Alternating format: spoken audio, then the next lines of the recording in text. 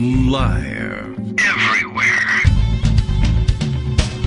On netrootsradio.com.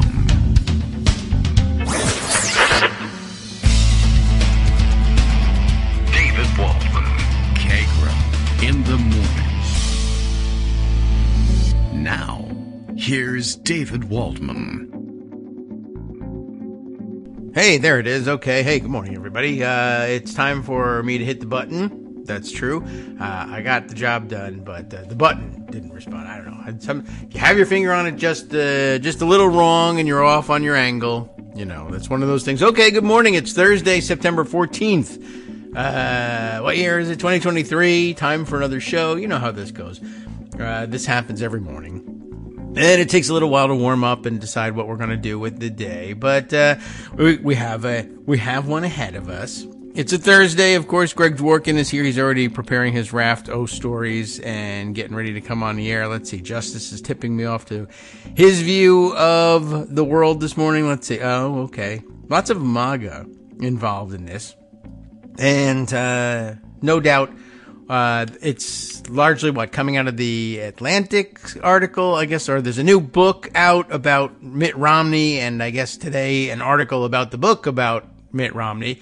And today's another day given over, I suppose, to pondering the weirdness that is Mitt Romney. All in all, I guess, I mean, we were right about him, obviously, in 2012. He's not a great dude, and we don't really want him to be president. But certainly compared to what we ended up getting, yeah, all right, I guess we would have been better off with him. But, yeah, lots of chatter about his January 6th related activity, his confessions of sorts. Oh, he's been saying this for a long time, that it was the case that he was, of course, one of the only Republican senators to vote to convict Trump on his impeachments.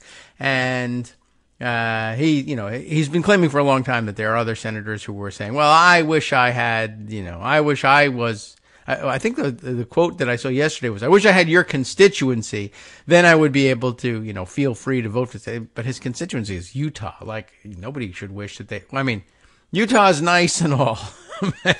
And plenty of people wish that Utah was their constituency. Yes, but conservatives do. I mean, it's not like, golly, I wish I could draw a different constituency and have a more, that would let me be more anti-Trump or whatever. And, I wouldn't have pulled Utah out of the hat for that one. Anyway, but he's been claiming for a long time that there were lots of Republicans who, said that I feel deep in my heart. Tucker Carlson, though, is one of those people, apparently. And he's now a full-blown Twitter Nazi, and kind of always was. But he used to do his thing on Fox.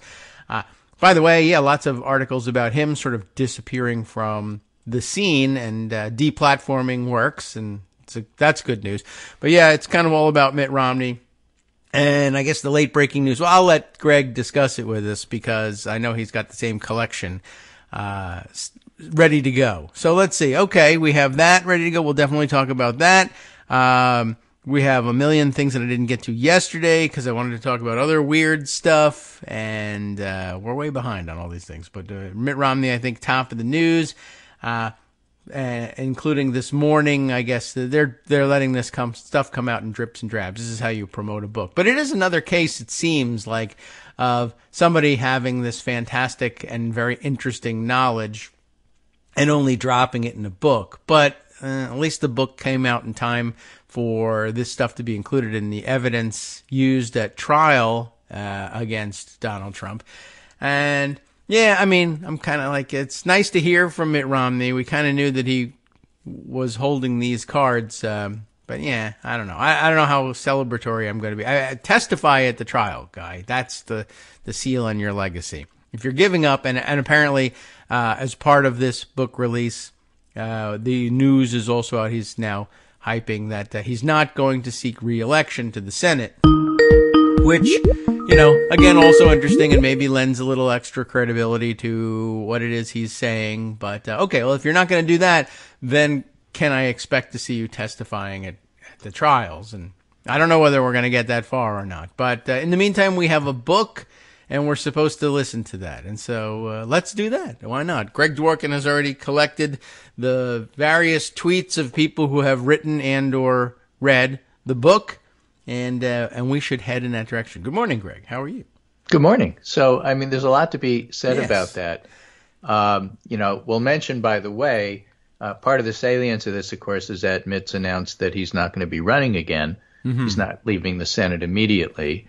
And, of course, what happens is that when something like that happens, more so when you die, but, political death counts, everybody jumps up and says, oh, what a wonderful person he is. What a shame he didn't win the presidency. What a shame it was that a decent guy like Mitt Romney, yada, yada. And everybody has to remind the people saying this stuff. They mean well. They mean to point out that the bar of being a decent person is so low in the Republican Party, as our friend Dana Holt put it, compared to them, Romney looks like Abraham Lincoln, but he's not Abraham Lincoln. And our friend Richard Yesselson reminds us that he ran against Obama as a, quote, severe conservative, end quote, and he had an Ayn Rand acolyte as his vice president. So, True. No. Yeah, and I mean, there's a million things that if you're having trouble recalling any, the one that comes to mind for me is the Benghazi smirk. The look on his face when he thought he would sink Obama by exploiting Benghazi. Right, as and that didn't campaign work. tool. And, but he was right about Russia being an issue. Yeah, that's true. That's it. That was his best moment. And personally, he may well be, a decent person. I'll give him that. But again, the bar is so low. Yeah, you can basically paint the bar on the floor and then see if you could step over it. It's reverse limbo. It's fun. It's something like get under that one if you can. Well, the MAGA people do. So I'm going to steal a line from Greg Sargent's piece about something completely different because I'm going to go back to that piece and use it in a different context. But for now, the line is, all of this syncs up with what political science tells us. Issues become salient for voters when elites talk about them a lot. That's why elites talking about Romney being decent is sort of interesting. That has certainly been the case with democracy. That'll certainly continue next year. Big events only reinforce what's at stake. Again, that's the saliency of talking about Mitt Romney in the context of what happened on January 6th, because if his legacy is that he voted for impeachment, great. It's a great legacy to have. Does it take away the fact that he was kind of a jerk in 2012 when he ran? Doesn't matter. He lost. Don't worry about it. Remember, that was the job. Be a jerk. That's how you. Yeah, that's the Republican running for president. 47%. Jerk. Yeah, exactly. And I'm not even sure he made himself the jerk. He was a taker on that. They said. Well, he is who he is. But that's fine. That he's not dead. You can say bad things about him. You don't have 24 hours that you have to wait. That kind of thing. But then, in the process, McKay Coppins, who is close to Mormon land, has pretty good access to people like Romney and was writing a book, Romney: A Reckoning. And his retirement is a good excuse to put out a segment, which he did in the Atlantic, as you mentioned. But I have to read to you this 2 or 3 paragraph thing here because it's important, and it sort of fell like a bombshell, a much bigger bombshell than the dud that David Ignatius had on Obama being not Obama, but Biden being too old. What? I'm thinking I've Obama. never heard that before. Romney, but Obama's too old. All of that aside, this is what he said, and again, it matters because elites are talking about this. Therefore, bringing it to voters' attention, therefore making it salient. All of which is to say, says the article, there's something familiar about the unnerving sensation that Romney's feeling late in the afternoon of January 2nd, 2021, 5 days before the insurrection. It begins with a text message from Angus King, the junior senator from Maine. Could you give me a call when you get a chance? It's important. Romney calls, and King informs him of a conversation he's just had with a high-ranking Pentagon official. Angus King doing his job. Law enforcement has been tracking online chatter among right-wing extremists who appear to be planning something bad on the day of Donald Trump's upcoming rally in Washington, D.C., which, of course, we know in retrospect actually happened. Yes. The president has been telling them the election was stolen. Now they're coming to steal it back. There's talk of gun smuggling, bombs, arson, targeting the traitors in Congress who are responsible for this travesty. Romney's name's been popping up in some frightening corners of the internet, which is why King needed to talk to him. He isn't sure Romney's going to be safe.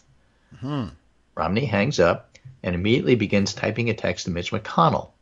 McConnell has been indulgent of Trump's deranged behavior over the past 4 years, but he's not crazy. He knows the election wasn't stolen, that his guy lost fair and square. He sees the posturing by Republicans for what it is. He'll want to know about this, Romney thinks. He'll want to protect his colleagues and himself. Maybe. Right? Romney sends a text, quote, "In case you have not heard this, I just got a call from Angus King who said that he's spoken with a senior official at the Pentagon who reports they're seeing very disturbing social media traffic. Their calls to burn down your home, Mitch, to smuggle guns into D.C., to storm the Capitol. I hope that sufficient security plans are in place, but I'm concerned the instigator, the president, is the one who commands the reinforcements that D.C. and Capitol Police might require," end quote.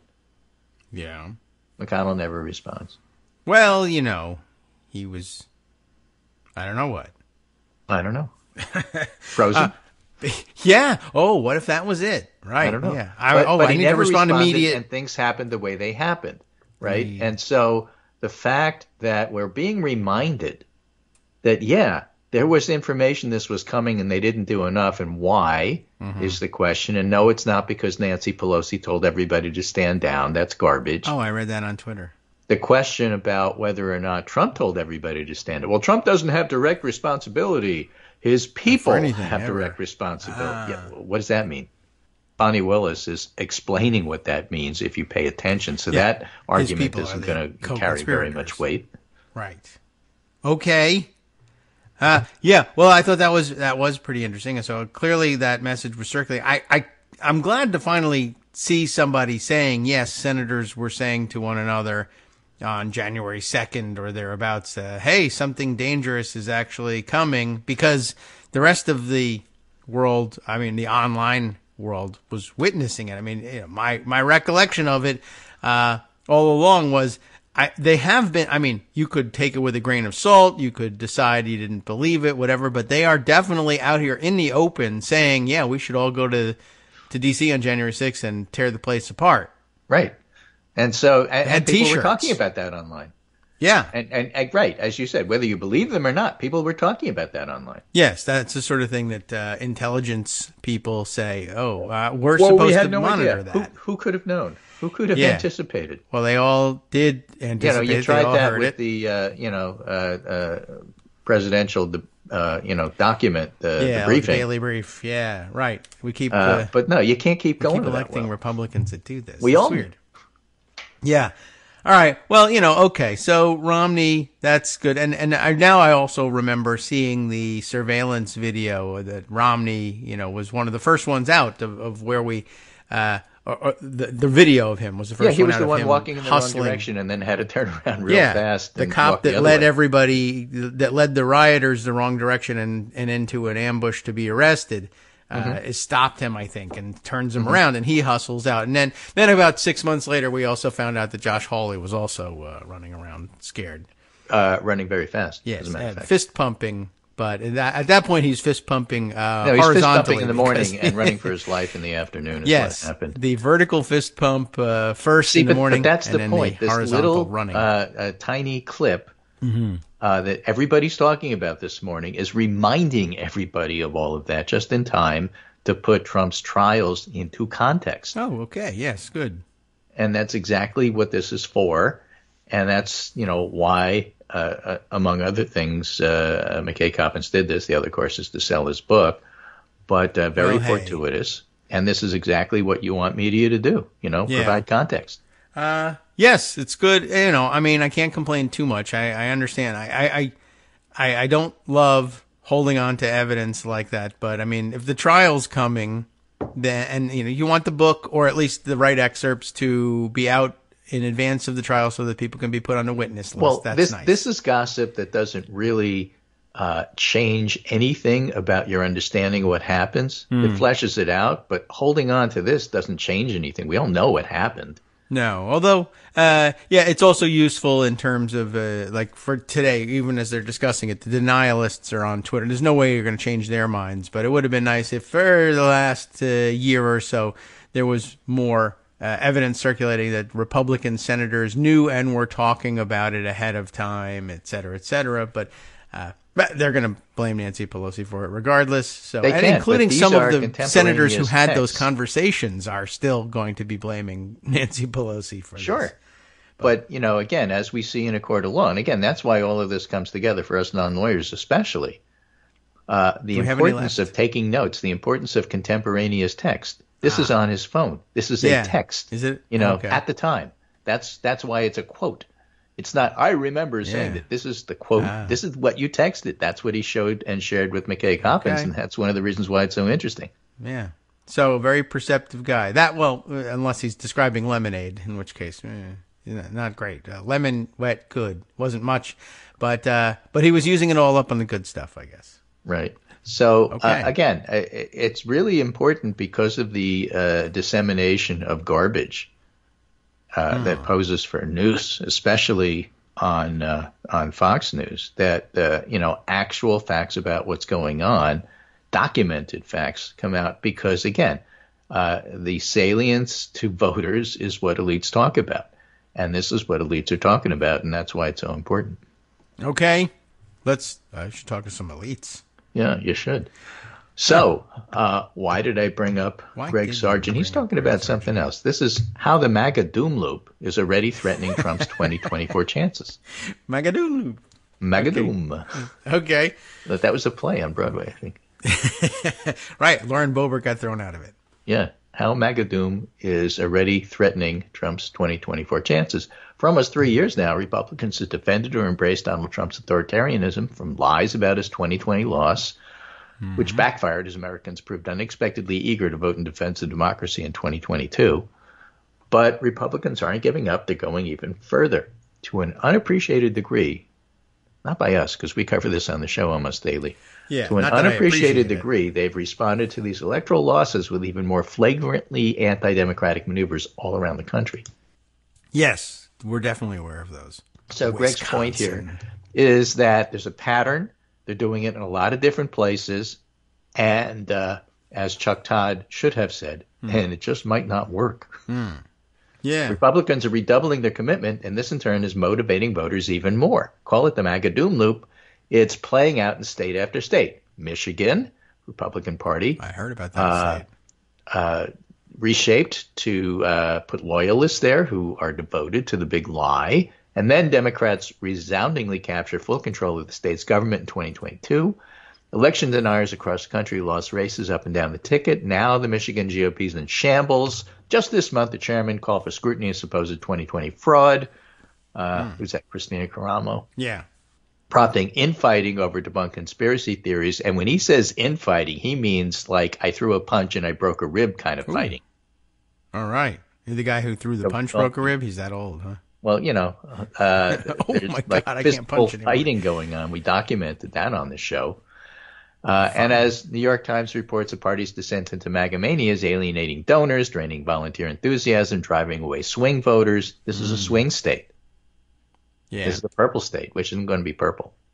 Of all the states, well, it'll be black and blue. And Michigan and Pennsylvania. Michigan's GOP is probably in the worst shape. All right. They'll be purple under the eyes. And then move to Wisconsin, which we've talked about a lot. The GOP-controlled state legislators threatening to impeach state Supreme Court Justice Janet Protasewicz, who won her seat earlier this year by 11 points. You see how Protasewicz, just like trips off the tongue? It does now. Over and over and over. Adults learn by repetition. Let me say that again. Right. Supreme Court Justice Miffa Perstone. Yeah. Handling liberals eventually. Majority. Democrats ran ads about protecting democracy, arguing her assent with thwart attempts to overrule the state's 2024 outcome. And given this message already proved successful with Democrats, it's all the more striking Republicans want to respond with impeachment. But that absurdity aside, Democrats will sure be able to use those MAGA-approved tactics to mobilize voters against Trump and Republicans in 2024. The threat to overturn an election through impeachment pushes MAGA attacks on democracy to the top of voters' minds, Wisconsin Democratic Party Chair Ben Wickler told me. Again, the salience of elites talking about this. Ben's elite now, I guess. That's true. I mean, he's elite among state party leadership, like among the best anyway, right? Our peeps know who he is. Yeah. All right, that's, I mean, the elite's not all bad. Wickler's also a lot easier to spell than Protasiewicz. Yeah, that's true. So, that's good. That's a good way to get up there. I think once we learn your name, though, wow. Yeah. We'll Then there's say North it over and Carolina, over. where the GOP legislature is attempting to strip Democratic Governor Roy Cooper's control over the state board of elections and to pass new voting restrictions. Oddly, Trump won the state. That's not Wisconsin? But Republicans justify these moves by insisting the voting was dubious, apparently consumed by continued MAGA preoccupation with Trump's defeat. This has persuaded North Carolina Democrats. Republicans are worried about the sheer closeness of Trump's 2020 margin, which was just over a point, leading the GOP to limit voting by Democratic-leaning constituencies. Okay. All right. Right? So, Goodness. you lose or My you almost goodness. lose. You can't do it if you lose. But if you almost lose, and if you're worried about your own power there, then you take steps to make sure that nobody can vote except your peeps. Yeah. I mean, that's basically the pattern all over the country. We see it in Ohio. Ohio keeps trying to change the rules. There's pro-choice ballot measures passing. And so Ohio said, okay, well, why don't we make it so that now the rule is that you can only pass it on a Tuesday that doesn't end in a Y if you have only left-handed people voting, and it passed anyway to get rid of that. And so, now they're going to say, okay, let's change the rules and change the wording after it's already been agreed to put it on the ballot. That's what they're trying now. I mean, it's just amazing that every single thing that the voters want to do. Well, okay, I understand the voters want to do that. That's why we can't allow that to happen. Yeah. And so we're doing this. Well, that's been going on for quite a while. I mean, when you were describing what happened in North Carolina, I was like, are you sure we're not talking about Wisconsin? Or maybe it was just that North Carolina Republicans got the idea from Wisconsin Republicans. Oh, a Democrat won the they all talk to governorship, each other. stripped their powers. And then I thought you were speaking North Carolinian to me when you were saying you almost lose, but you almost lose. Like I thought you were saying you almost lose. Y'all. Well, remember, y'all is singular, and all lose. y'all is plural. Right. Oh, okay. Well, That's that how you know. clears it up for me. Okay. A Louisianian taught me that long ago. Okay. Anyway, a new analysis by Nate Cohn in the New York Times shed some light on this. Despite President Biden's unpopularity, which is, by the way, the press in D.C. defines unpopular as 40 to 43 in the polls, which is weird because that's what most presidents are. Yeah. And that's especially true in a hyper-partisan era. So I define unpopular as being under 40. I'm right, they're wrong. Okay. But in any case, despite Biden's unpopularity, recent Times polling shows his surprising resilience in swing states. Nate Cohn suggests this party reflects backlash against MAGA-fied state parties in those places. By embracing Trump's efforts to nullify his loss, they're only reminding voters that democracy is once again in peril. Okay. All right. Basically, what that analysis says is that Biden runs surprisingly well among whites. Oh. And whites are surprisingly distributed among swing states. There are white people everywhere. If he's I've stronger noticed against this. white voters than you would think, that means he's going to be stronger in swing states than you think, which is how he won. Okay. No. And therefore, if that's true, if that holds, and, for example, the latest Quinnipiac poll that's out showing Biden with a 1-point lead, you always have to be wary of looking too close at crosstabs and subgroups in these polls. Oh. But in the Quinnipiac poll, Trump's only beating Biden by 8 points among white voters, which is ridiculous. I think he won by 17 in the last election. And if Biden were really running only 8 points behind Trump among white voters, it would be a landslide for Biden. But they only come out with 1 point, partly because they have weird crosstabs on non-white voters, and partly, I think, as in all the polls, they underestimate young voters. But, all that aside, the point here is that, when Republicans try to do things that are anti-democratic, whether it's in Kansas, whether it's in Ohio, doesn't matter what state, abortion, of course, has a lot to do with this. The fact of the matter is people don't like it. Yeah. And when I say people, I mean voters. Oh, and so those voters guys. vote against them. Yeah. Here's another example of Waiting that. for backlash in This is Missouri. from the New York Times. And the story is entitled The Surprising Places Where Abortion Rights Are on the Ballot and Winning. We know about this. We've gone over a lot of this stuff. It's a September 12th story. And it just points out that you can't look at a state and say, well, that's a red state, and then assume that you're going to win if you're a Republican. Not if you're pushing stupid stuff that people don't want. Right. And so when you go back and look at that, that's why, you can look at the polls and say, okay, Biden's only seems to be ahead by a point or two. On the other hand, every time we look at the ballot in the last year and a half, Democrats win. Well, that's true. How Issue is it voting is possible when the polls only show a point? Well, maybe the polls are wrong. Maybe the voters are right. Could be. We should ask them once a year in November. So, okay. Well, this is a long time coming. We've been watching this for a while. Of course, as you mentioned, all the states where we thought that it wouldn't be the case that abortion would reverse the usual partisan breakdown have surprised us. Although that was never part of the issue in Georgia, which turned itself around during the, I think during the runoff elections for Senate. Because was abortion? Because the people running against Warnock and Ossoff were election deniers. That's true. There was and that. That's what they were voting on. Yeah. They were voting on those races. All right, and but who was I running thinking, against? I was wasn't running against abortion an idiot. Yet. But and I was running against another idiot. Okay. We had 2 elections. I'm still waiting for the backlash. We need to remind people in Missouri that they were like the leaders on being victimized this way on Medicare expansion or Medicaid expansion, as I recall. Referendum reversed.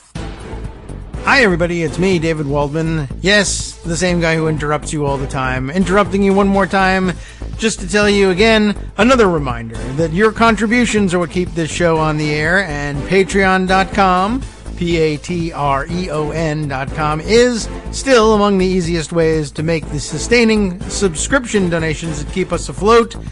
Are you ready for the pep talk about how our Patreon campaign is still going strong and growing? Well, too bad. Yeah, the plain fact is we actually are headed in the wrong direction, and whereas we once had about 175 monthly patrons, we're now actually down below 150. Time to recruit some more. Not exactly the kind of news I wanted to share, but there it is. For those of you in a position to support the show, Patreon.com does make it easy to make those secure, recurring monthly contributions to do so. Patreon.com/KagroX gets you straight to our donation page. We've been through a lot together. The worst of the pandemic, we hope. The worst of the insurrection, we hope. So go ahead and treat yourself. You don't need an excuse. Give yourself the gift of a little something you enjoy in life. Support the show. And of course, if you happen to prefer using PayPal or even the Square Cash app, we're up and running on those options too. So thanks again, everyone, for all your support. We couldn't, or at least shouldn't, do it without you. Hope you'll be on board soon too. Thanks for all your support.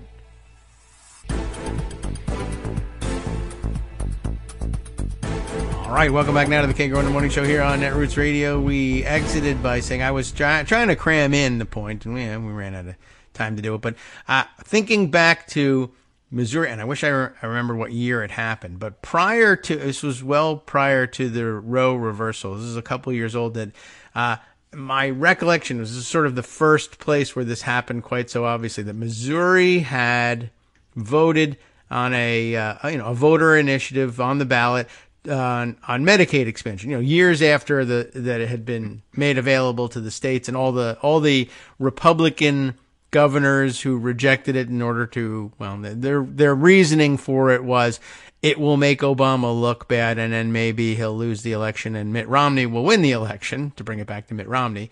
And then Mitt Romney turned out to tell the truth about Donald Trump, and now they're all mad, and they hate him, and they can't believe they did these things to help Romney. It didn't work anyway, but rejecting the additional funding that was available from the federal government to expand Medicaid so that Obamacare could be expanded to many, many more people. And Missourians, conservative in general as they may be, said this is actually a great deal, and lots of us will get help with our medical coverage, why don't we just go ahead and do it, especially if it's at this point, no expense to the state. The federal government's picking up the money. Why don't we want free money?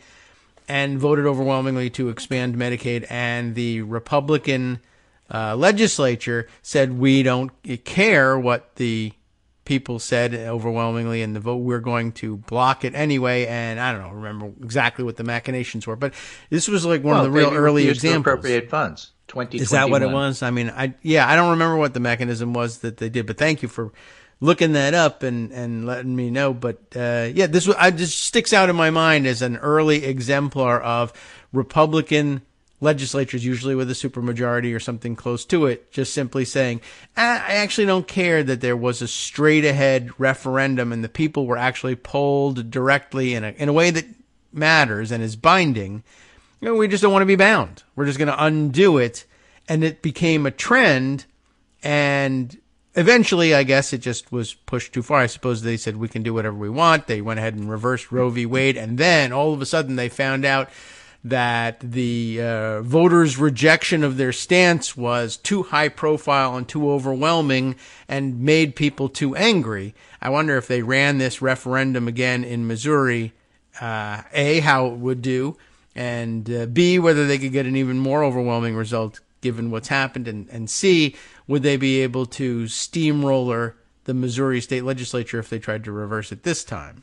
Right. So the state legislature didn't directly try to overturn it. They didn't know they could do that yet. Yeah. All right. Yeah. I mean, it was more subtle for that reason. Get anything to say about that except for voting for your own person who voted against it. Yeah. But that's what has to happen. But, it's all interesting. The other thing we were talking about during the break is that those two Georgia senators. Yes. And, it's really, I think, important to remember that up until the election, I can't remember, a week before the election, something like that, the two Georgia senators were David Perdue and Kelly Loeffler. Yeah. Loeffler remained as senator, but Perdue had to step down because his term was over first or something after the election.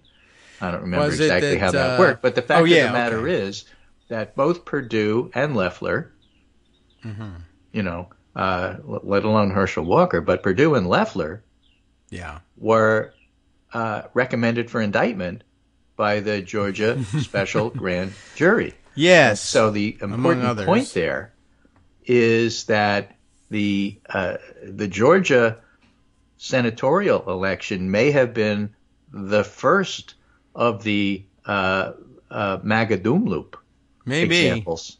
Yeah. Because, we're talking about that now, but what about that? Well, Loeffler and Perdue were not only avowed election deniers, they were recommended for indictment over it. Yeah. I mean, they recommended a lot of indictments that didn't come through, and Lindsey Graham was among them. For good reason. Yeah. Well, Georgians, it's interesting. They remember that, and they were highly offended by the way their then senators handled the situation, and not just enough to replace them in the Senate, but to remember years later and say, honestly, when we're talking about who to indict and who was conspiring with Trump to pull this scheme off, these two were loudmouth and right in the middle of it. Yeah, out and proud, to borrow that phrase, in their support for Donald Trump, and we think they ought to pay a price for it. And interestingly, Fani Willis was the more conservative. Fani Willis, who's the expert, and the legal people may have said we don't have enough of a case to win, so we're not going to do it. But we presented enough evidence, that the lay people said, "Oh yeah, right." Georgians look at what those two did and said, "We see criminality in that, and we'd like to bring them to." Throw them in the dock. Let's have a jury. Silverado. This ain't right. So that was a good instance of the early example of the backlash that was waiting for them, and they still at that point hadn't dealt with Roe. It only got worse. Right. Exactly. So Ben Wickler looks at all this and says, GOP attacks on democracy, such as threatening to overturn an election through an unconstitutional impeachment, aren't just wrong. They're also a huge political problem for a GOP that has to win states like Wisconsin. Yeah. Which so again, if you're unconstitutional going to spend impeachment money does he mean? on stuff, that's why I'm always saying spend it on the Wisconsin Democratic Party. They're doing the job there, and it's important. Yeah, and you have, but being that he's from Wisconsin, I have to ask, which unconstitutional impeachment is he talking about? Yeah, in this case, he's talking about Protasewicz. Okay. And, who's your favorite football team? Other things you need to ask. What's your favorite cheese? Yeah, not that. All right. I thought there was some chance he was speaking of the potential, I guess, still Biden impeachment. But okay. They're all unconstitutional. But it's the same, It is. And so, it's the same as what happened with the, he's talking. The Georgia indictment. It's all the same thing. Greg Sargent's right to see a pattern. It's the same as North Carolina. As you pointed out, I'm talking about North Carolina. You're thinking Wisconsin. How could you not? It's the same thing. Not sure which state you mean. Oh, where? Oh, okay, yeah. It's one of 15 states where this nonsense is going on at any given time. Right. Okay. So now there's back to politics in a different sort, changing gears just a little bit. This is from a new Washington Post poll with Monmouth University, good pollster, looking at South Carolina Republican primary. South Carolina. Okay. And it's just interesting. South Carolina Republican voters favor Donald Trump over his field of rivals by 2-1. All right. Right. With support from those who oppose legal abortion, are concerned about anti-white discrimination, and believe the 2020 election was stolen. Okay.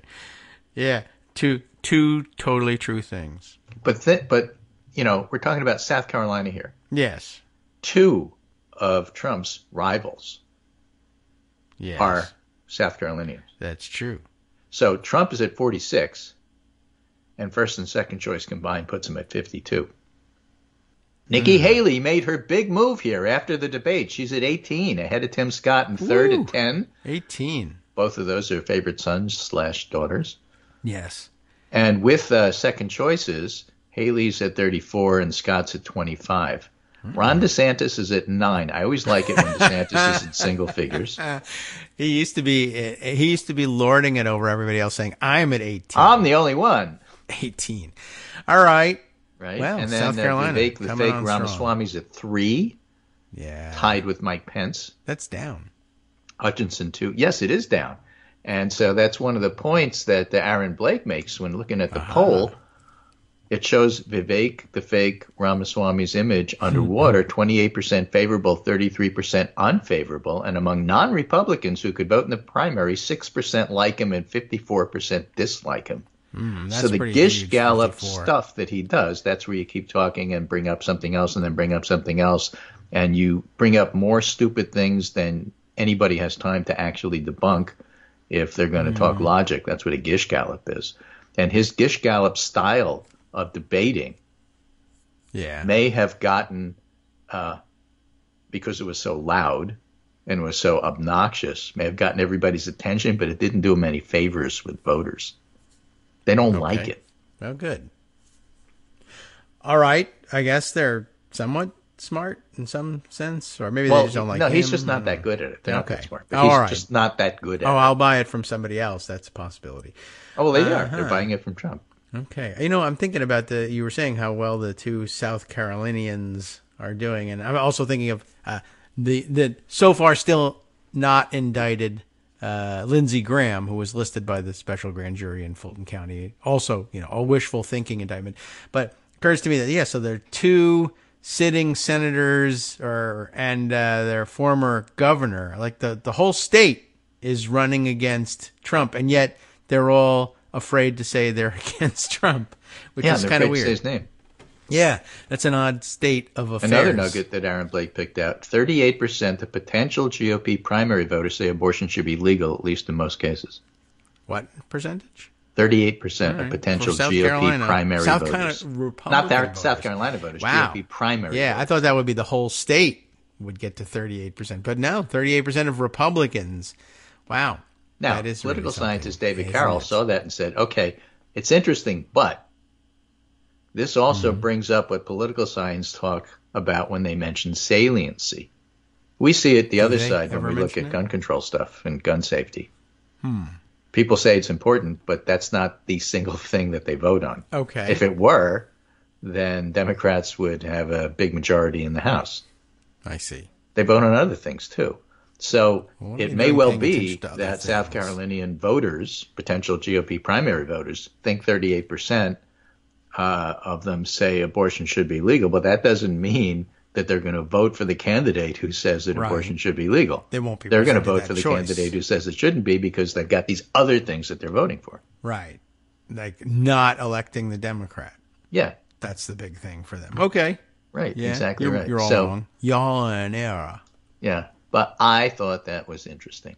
Okay. So I brought it up. I agree. Now it's too late. Already done. Sorry. You can edit it out of the show, but I've already brought it up. Right. For those of you in the podcast, it's 18 minutes of silence. Right. By the way, in case you were wondering, the South Carolina primary is February 24th, which actually isn't that far from now. Yeah. I mean, technically speaking. It's 4 months. What, February? Well, we often at this point say, well, it's years away. It's 4 months from now. February 24th, huh? All right. I'm going to, I'll think about that. I'm not in South Carolina, but that is early. But they're usually early these days. Yeah, and remember, South Carolina usually decides who the Republican nominee is. Just ask John McCain. Yes. February 24th, did you say? February 24th. 24th, okay. Very interesting. Yeah, that's a... But is that a Tuesday? I don't know. All right. I'm not certain. I was looking at Mardi Gras to see whether they were having their primary on Mardi Gras or not. No. Okay. February 13th.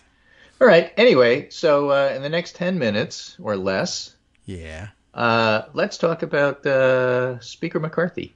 All right. Or I think the proper term for Speaker McCarthy is embattled Speaker McCarthy. Oh. All right. Yeah. Troubled this rocker morning from Tommy Jake Lee. Sherman, I just caught up with Speaker McCarthy on his way into a closed party meeting. I asked him what's going on with this funding mess. You may have heard they didn't bring the defense appropriation to the floor because they didn't have the votes. Funding for the government. They didn't have the votes to pass the rule. People on this show something. Understand what that means. First you pass the rule, then you pass the bill. They couldn't even get the rule done. And the rule is generally something, as David Waldman taught me years ago, that simply passes on a party line vote. Not this time. That's because Matt Gaetz, et cetera, are looking to oppose everything to get attention for himself. Chip which Roy, is whose name we always bring up because he's on the Rules Committee, and he's a central figure, even though he's a little man. You can't be on the Rules Committee and vote against the rules. What's happening? Wow, McCarthy has no control whatsoever. That's exactly right. That's the point. So now the articles yesterday were all saying, well, McCarthy is in trouble and he's this and that and everything. Today it's, I can't remember the last speaker that's actually lost control of the floor. It's so interesting that you use that phrase because that's the exact phrase that I was seeing last night and this morning on the congressional reporters' feeds who were following this, and they were talking amongst each other. When's the last time a speaker actually lost control of the floor? The whole point of Rules Committee, as we've gone over ad nauseum on the show, because I did it because I needed to understand it and I'm a slow learner, is that you appoint your people, your peeps, to the Rules Committee, and you don't make it an even like 7-6 committee. You make it like 2-to-1 mine. So that stuff like this doesn't happen, and that's how you keep control of the floor. Yeah. What was the nickname we give to the Rules Committee for everybody reviewing? It's the Speakers Committee. That's right. Yes, and it seems you knew this was going to happen eventually. That's the when thing. We said at the time, this is going to happen. You can't put Chip McCarthy Roy. Just won. He's Speaker, and you and I said to her, I said to you, he didn't win. Why are you saying this is a win? He just got clobbered. He got moles and revolutionaries appointed to the Speakers Committee. This is going to kill him. Yeah. And so not literally like January 6th, but this is going to kill him politically. I thought he's it was not going to be able literal. to move anything. He's going to lose control of the floor. And guess what happened? It took a while. What a shock. I can't believe this happened to McCarthy. Well, look, we all saw this coming. All right.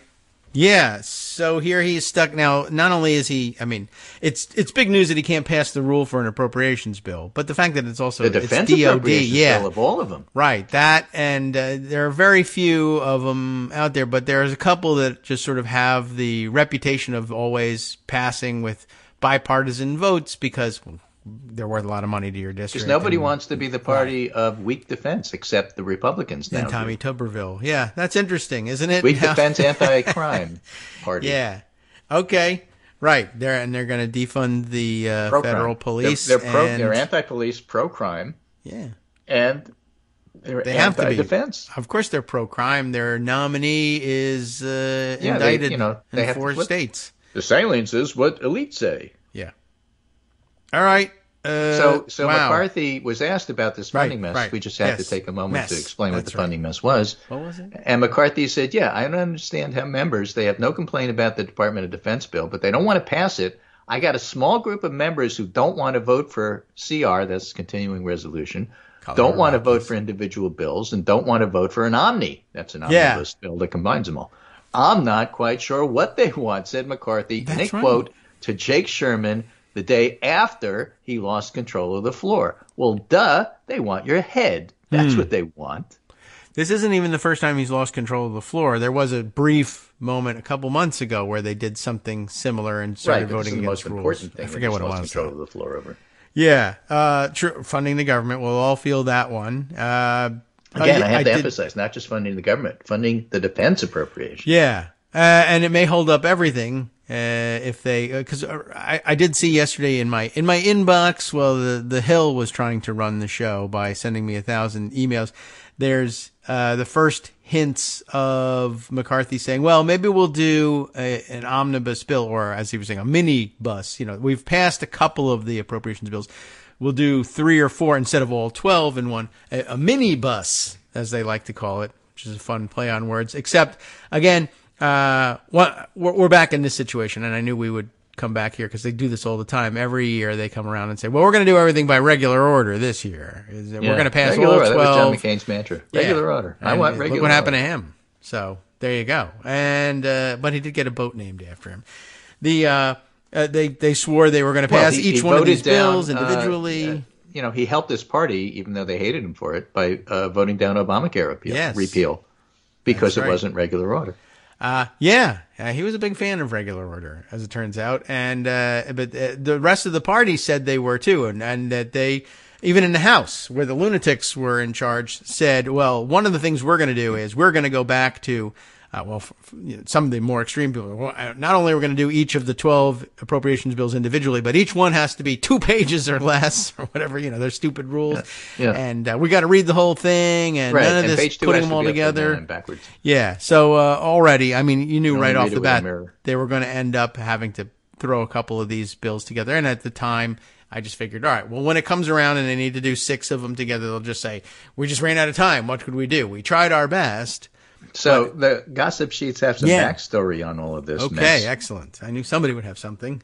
For example, a playbook has DeSantis spent about 30 minutes on the phone with conservative representatives Chip Roy, Thomas Massey, and Bob Good. I believe all 3 of them are on the Rules Committee, the Speakers Committee, discussing the spending fight as all 3 men urge Republicans to hold the line, even if it means a government shutdown. We're told DeSantis told them, I got your back, keep fighting. So the guy who's 9% in South Carolina, in like 4th place, is throwing in with a losing proposition because I don't know if you know this. You're the expert on Congress, not me. So that was a sort of a sly thing to say to you. But government shutdowns don't work because eventually they fail. Yes. Right. Well, all of them. So, to date, we've never had a government shutdown that just remained permanent. Gingrich, how well that goes. But yeah, I mean, it's now almost as much of a well-known and oft-repeated mantra that government shutdowns don't work for Republicans. It's like Democrats in disarray. It's a sort of a fallback position, and Republicans have come to absorb this. They know this and understand it, and do it anyway. That's what's so much fun. Well, about now they're being driven by the last holdouts from understanding that rule, who think, "Well, I'm so special and interesting. like a Matt Gaetz kind of person or a murdery Trader Green, I think I can reverse that trend. I think I can reverse it and pin it on Democrats, and 50 years of government shutdown brinkmanship is going to be reversed, and we're going to make this a Democrat problem in one fell swoop.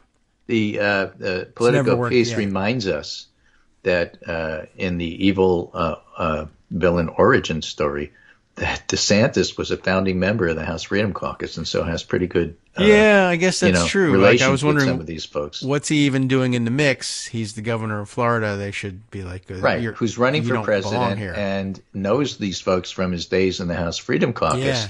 And but so loser gravitating to loser, picking a losing position after you're already losing is something that sounds like his current advisors would tell him to do, because like he's really running a terrible campaign. I guess so. I mean, the Chip Roy, and the other side, the congressional side of that that meeting, I would have thought 6 months ago. I understand why they're trying to collude with DeSantis. As much of a dud as he was when he was in the House, he really wasn't anything special, and he's still not. But he's at least now he's a showboat jerk. Before he was just a dud.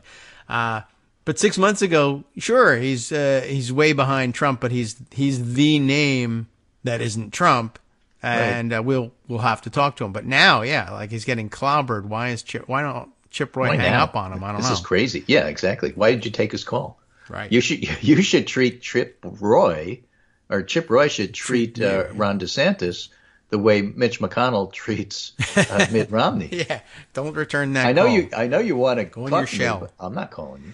Right. Yeah, I don't know. So, all right, interesting that they still take his call. Have your people talk to my people. And I guess it's an okay call to take in terms of, all right, well, the guy's going to get on the phone and say, keep on doing what you're doing. I guess those guys will say, I'll take that call anytime. Right. So the next thing that's in this gossip sheet about what's going on, all right, is Biden saying, you know what, impeachment, bring it on. You guys are nuts. We think this helps us. And by the way, it's even helped a whole lot more because Donald Trump says he wants Congress to impeach me. I'm saying it's partisan. And guess what? Donald Trump just reaffirmed for everybody to see. Okay. That's exactly what's going on. Great timing, Donald.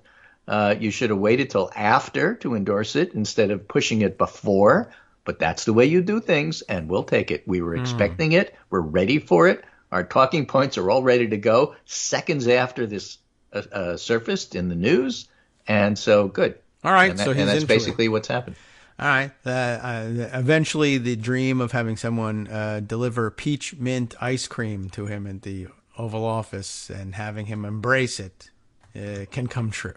Right. Okay. Meanwhile, Hakeem Jeffries and Kevin McCarthy don't get along that well. Hakeem Jeffries and Kevin McCarthy. Oh, well, no. The embattled speaker. Yes. Okay. The name you may have heard come up now and again, Kevin McCarthy, the one who has lost control of the floor. That one. All right. Yeah. Hakeem Jeffries. But they don't get along on a personal level? Yeah. I don't know if you remember Kenneth Mars in Blazing Saddles when all of the bad guys showed up en masse.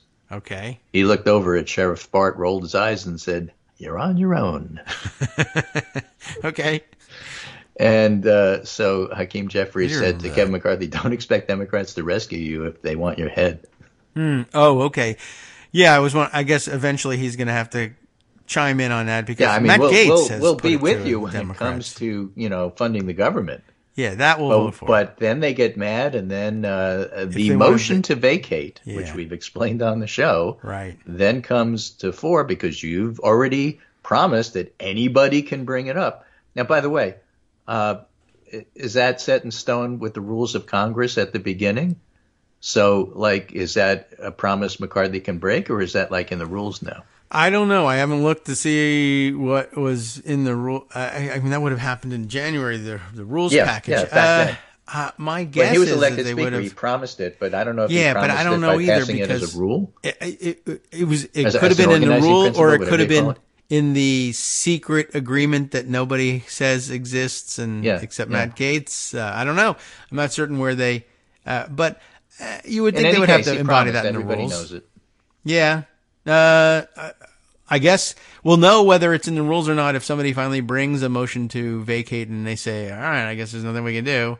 Let's have that vote. Then we'll know it was in the rules. If it was in a secret agreement, vote, and then you can't stop it. More than likely, or at least you can't do much to control the timing of it. Although usually a motion like that has to be brought by one of the floor leaders in order to get immediate attention. But probably any member, like they do it with who's the floor leader? Impeachment. Oh, the Scalise. Well, he's sort of sidelined. Yeah.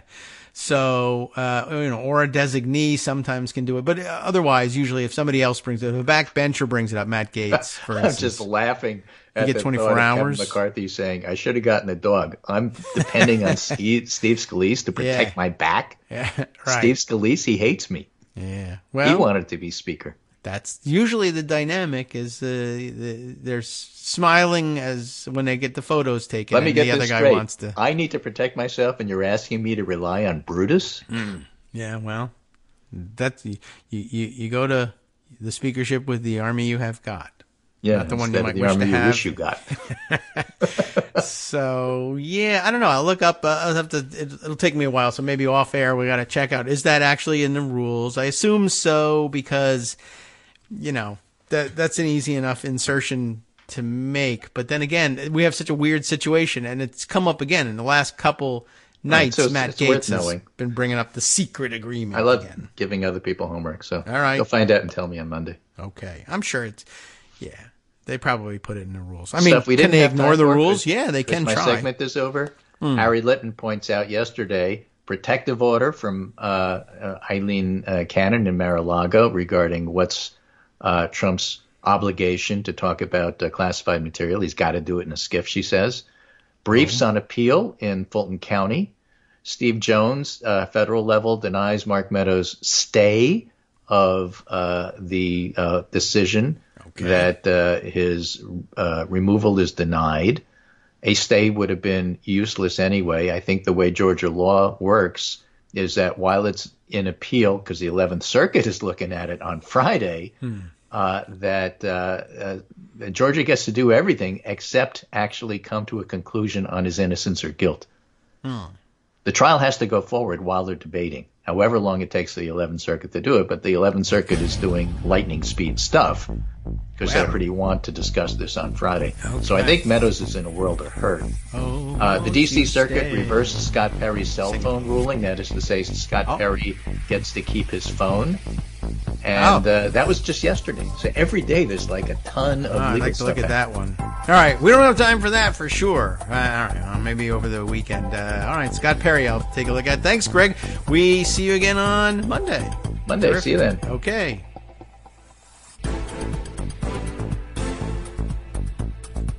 All right. Welcome back now to the Kagro in the Morning Show here on Netroots Radio. Let's, you know what? Maybe there's a little bit of, oh my goodness, how long is this thing? A little bit of cleanup I was going to do, but I'll tell you what, the article is much longer and more detailed than I could possibly hope to do justice to. There is mathematics in this, including, I don't know, what is this? There's summations in here. So, this is statistical, work I can't help you with. But the point of it is that during our conversation with Greg, when he was speaking of, and mostly dismissing the importance and relevance, and certainly dismissing the interpretation that the elite media in Washington, D.C., the punditry, was giving to the popularity, the favorability metrics in early polling. Well, one, of course, we're taught repeatedly, don't worry so much about the early polling. I mean, you kind of have to do it, I guess, but you shouldn't put too much stock in it. At any rate, I got this message via the Bird site still, where Bosengood has sent us the note along with a link here.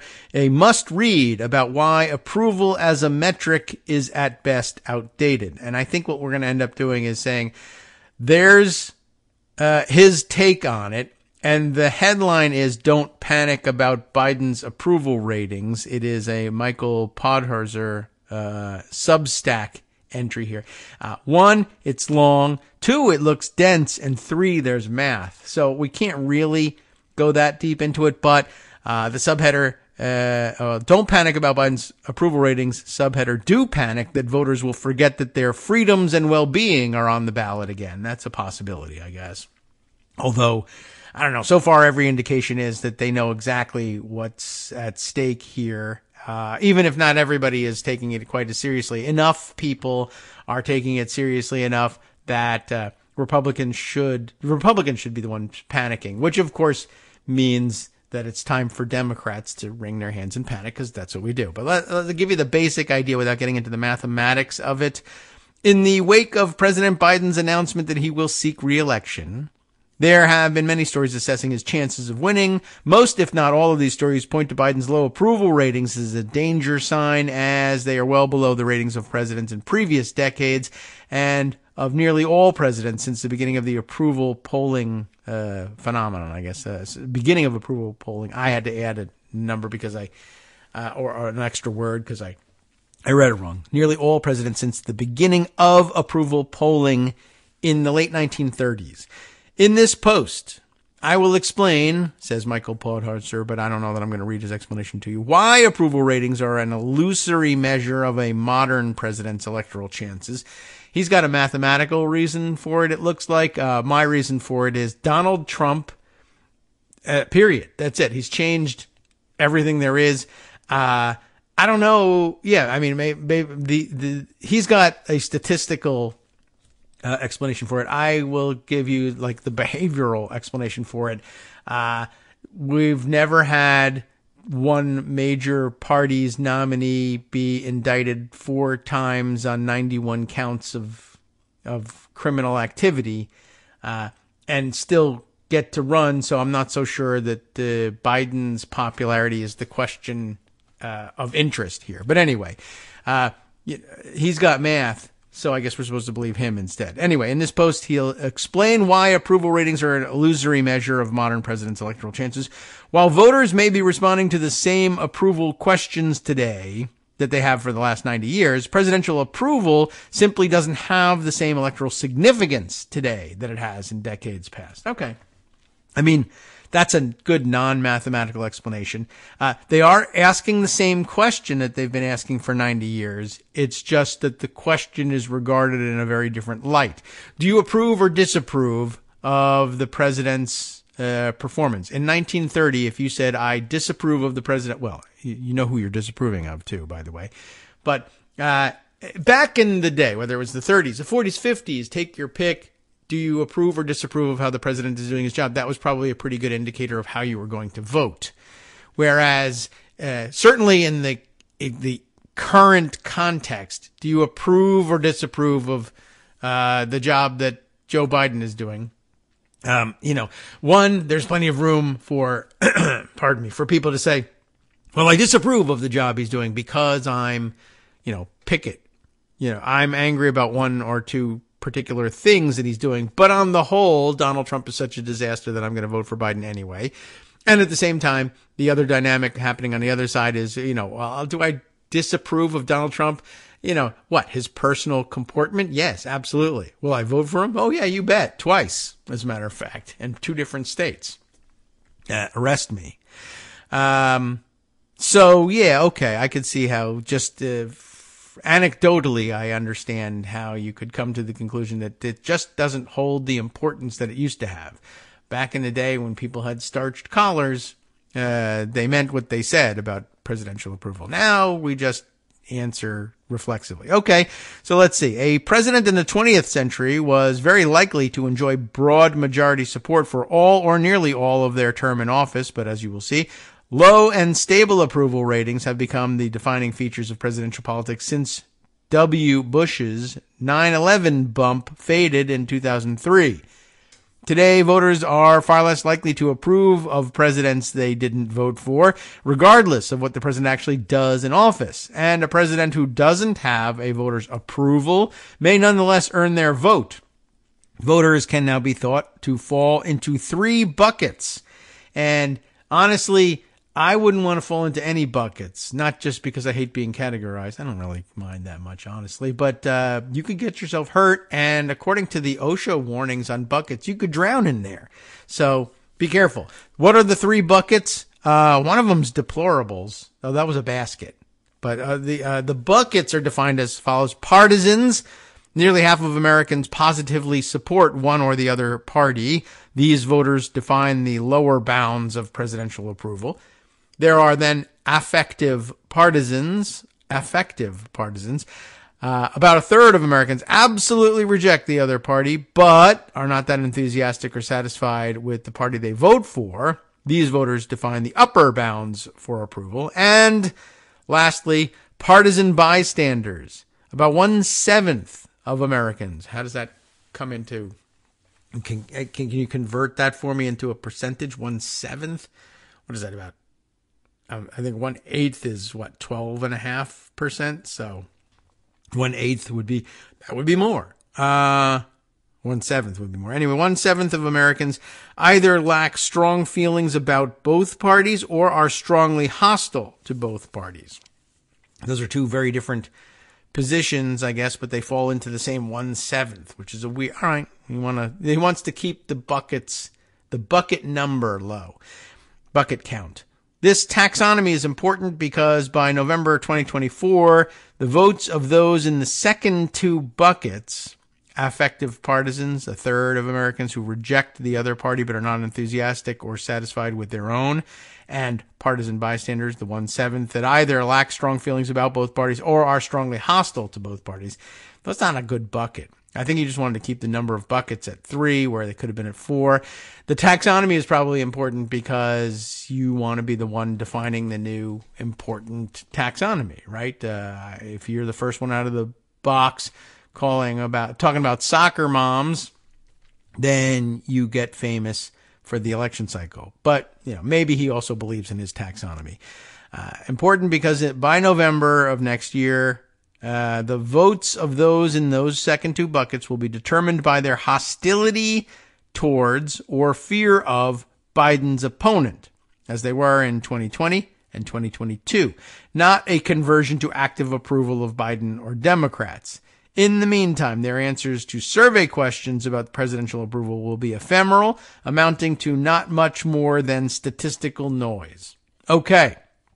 I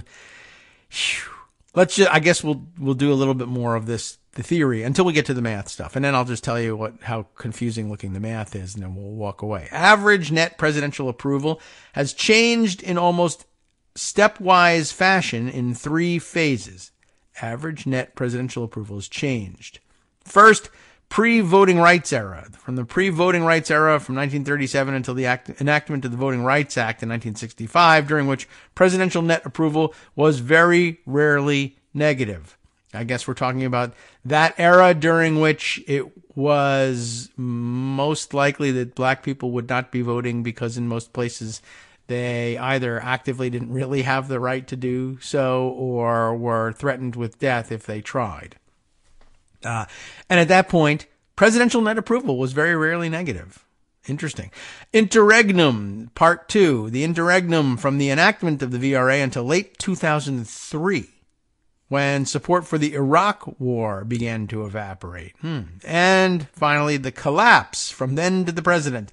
The collapse in the collapse era has been twofold. Not only did net approval decline in stepwise fashion, the range for net approval shrank dramatically. This chart, which I can't do anything but, tell you exists, shows annual average presidential approval since 1937 with the dotted horizontal lines, indicating the average for each era. I see. So he's illustrating his 3 eras here. Note that this excludes the honeymoon period, which would have made average differences between this period and early ones even greater. So, they just eliminating the honeymoon period after a inauguration and then taking average approval ratings. And, there's ups and downs, but I guess he's trying to say that there's a trend line, which during the pre-voting rights era from 1937 to 65, average presidential approval, net approval, that is, positive minus the negative. Net approval of 33 points, generally speaking, with the exception, for some reason, in the 1950s or so. 1951, 52, there was net approval was negative for whatever reason. But anyway, for the most part, on average, 33%. Then the interregnum, 1965 to 2003, net presidential approval was about 17%. Today, from 2003 onward, net presidential approval has been about negative 8%. Okay. These stepwise drops reflect voters' growing alienation from and lack of confidence in our national governing institutions, much more than they are assessments of individual presidents' performance.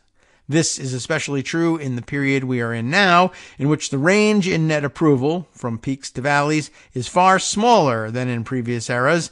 Today, a voter's response to presidential approval questions is much more a reflection of how they feel the system and the general direction of the country is going in than it is to the particular president or current events. It's interesting.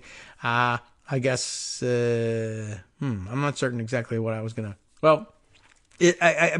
I guess it might also reflect a growing understanding that presidents aren't like this one personally dynamic person who can change the direction of everything the way we thought of it in earlier days, and I guess where Donald Trump's brain is still stuck, which is ironic since he's the one who's always yowling about the deep state.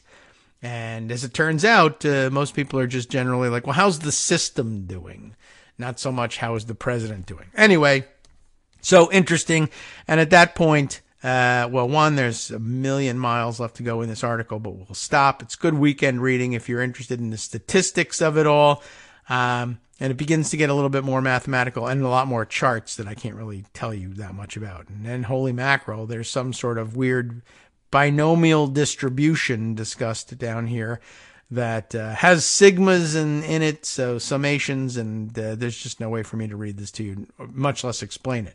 So, okay, it's a good recommendation nonetheless, and we'll pocket it so that I can share it with you later. Let me check back in with the various messages Greg has been sending since ending the segment, because I was asking, hey, what do we have on some of this stuff? Let's see, there was the Scott Perry situation that he mentioned on the way out the door, and I thought, hey, that actually sounds pretty interesting. What do we have on that? Here's USA Today on the subject. Appeals Court restricts DOJ access, to Representative Scott Perry's phone in 2020 election probe. I had forgotten all about that aspect of the election probe. Well, not forgotten, but we haven't been talking about it for a while. Justice Department Special Counsel Jack Smith subpoenaed Perry's phone as part of his investigation into Trump, but Perry fought the move as an intrusion into legislative affairs. Bart Jansen covering this just yesterday, again, in USA Today. Federal Appeals Court ruled Perry's communications with other lawmakers are off limits to DOJ's special counsel Jack Smith, but that a federal judge must review whether to grant prosecutors access to hundreds of records dealing with people outside the House of Representatives. Okay, so essentially, the judge will do the job that sometimes gets assigned to a special master. You can't have the phone wholesale because a lot of it will be protected discussions between Perry and other members of Congress, and as you know, they shall not be questioned for speech and debate in any other place. So, okay, but there might be things that he's discussing with people who aren't in Congress and who that don't either are just so far outside of the circle, or the business they're discussing is so far out of the scope of employment, so to speak, that the speech and debate clause might not necessarily apply. We'll find out about that, but the judge himself is going to take up that review. Smith subpoenaed Perry's phone records in August of 2022 as part of his investigation into Trump. A grand jury indicted him, as you know, in D.C. The records could reveal more information about what Perry and others did while pursuing claims of election fraud after the 2020 election. Perry had met with Trump and questioned election results. I need to get another pop-up out of the way here. Let's see. No, I don't want notifications from you, USA Today. Records could reveal more about what he was doing.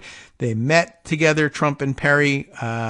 Perry fought the subpoena and arguing that the Constitution's speech and debate clause protected his legislative communications from an executive branch prosecutor. It's a decent point. U.S. District Judge Beryl Howell ruled that 2,055 records could be released to Smith, while 161 were properly withheld. Perry appealed, seeking broad protection for all of his phone's records. The case has been largely fought behind closed doors, which is why I guess there hasn't been so much attention paid to it. You can't. All you can do is wait for the rulings. But a decision unsealed Wednesday by a 3-judge panel of the D.C. Circuit Court of Appeals ruled that Perry sought too broad a protection, but deserved to keep his legislative messages confidential. Okay, so Perry wanted it all blocked. They said no, but there'll be a slow and painstaking process for us to decide what Smith can see. Circuit Judge Naomi Rao, who's I think a Trump person, right, wrote the decision for Circuit Judges Gregory Katsas and Karen Henderson, about whom I know less, ruling that Howell must review Perry's communications. Oh, poor Howell, never gets to retire. Must review Perry's communications with executive branch officials and others outside Congress before releasing them to Smith. When evaluating whether something is a legislative act, Rao wrote, the court will often consider whether protection of the privilege is necessary to preserve the integrity of the legislative process. Of course, remember that Perry's plans was to pervert the legitimacy of the legislative process. And also, by the way, counting the electoral votes isn't, I mean, they're the legislative branch and they do it, but it's not a legislative act. I mean, I would take that into consideration. I don't know whether they did. Rao and Katsas were appointed by Trump. There's your answer. And Henderson was appointed by George H.W. Bush. What a panel. H.W. though. Anyway, Katsas, who wrote a concurring opinion, said 2,219 records were stored on the phone, including 1,508 with individuals outside the House of Representatives. I wonder if any of them were about polenta. The latter are the records Howell must review, the 1,500 or so, 1,508. Perry has argued the latter messages deal with informal fact-finding about the 2020 election and modifying election procedures, Katsas wrote.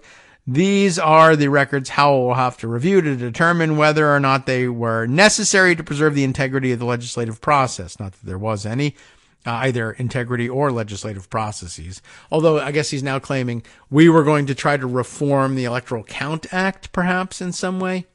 The privilege claims asserted by Perry are substantially overbroad, Katsas wrote. Many of the disputed records involve communications through which he sought to influence the conduct of officials outside of Congress, executive branch officials, state legislative officials, and campaign officials. The House committee that investigated the January 6th attack found Perry tried to help Trump overturn the election results, but Perry has not been charged with Trump.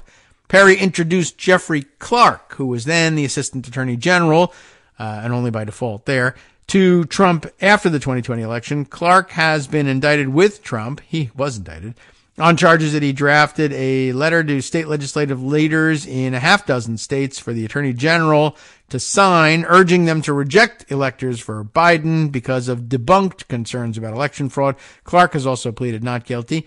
Perry texted Mark Meadows, then White House Chief of Staff, repeatedly on December 26th to December 28th, 2020, pressing for Clark to be elevated within the department. Trump considered appointing Clark as Attorney General in early 2021, January, but didn't follow through, famously in our discussions, after top lawyers in the Justice Department and White House counsel's office threatened to resign. On December 27th, Perry called acting, where's my acting? There we are. Acting! Deputy Attorney General Richard Donahue to criticize the FBI and to say Clark would do something about this, whatever it is, according to Donahue. Okay.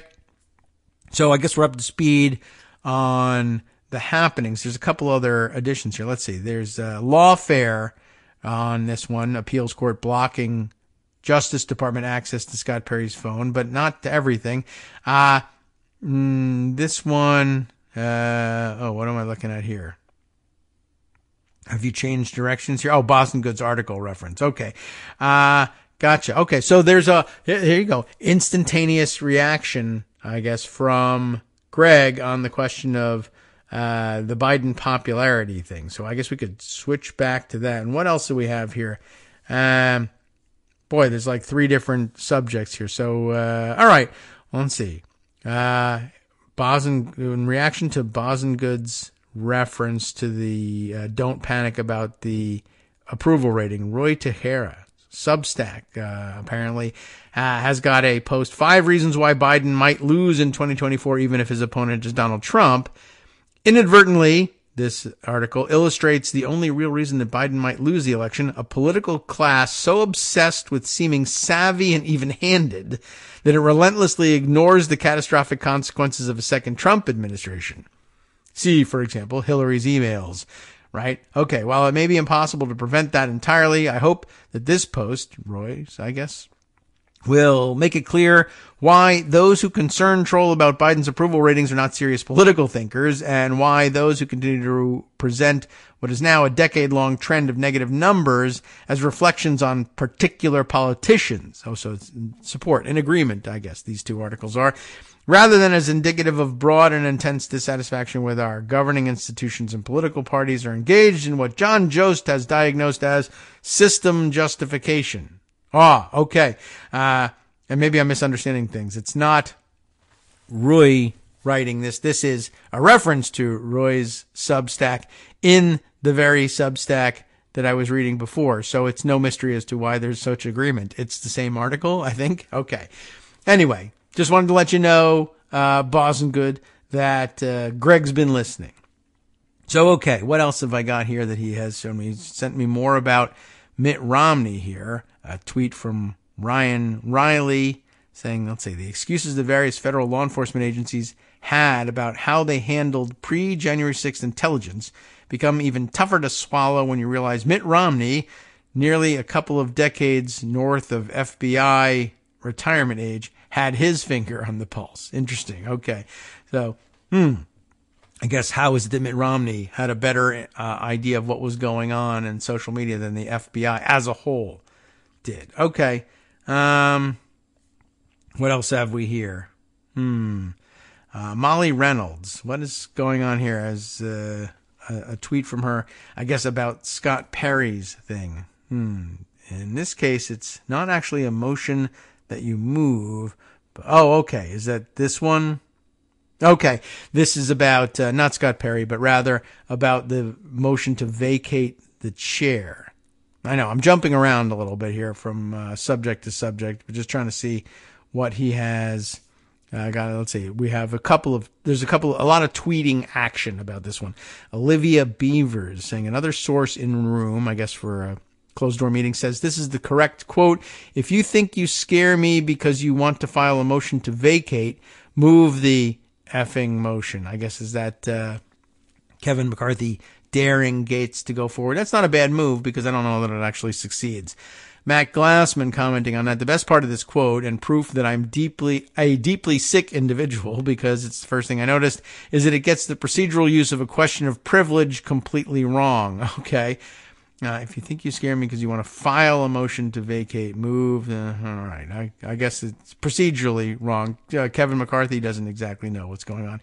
Molly Reynolds then whispers, in this case, it's not actually a motion that you move, but I guess it's unclear where you'd put the F-bomb in the phrase, rise to a question of the privileges of the House and offer the resolution previously noticed.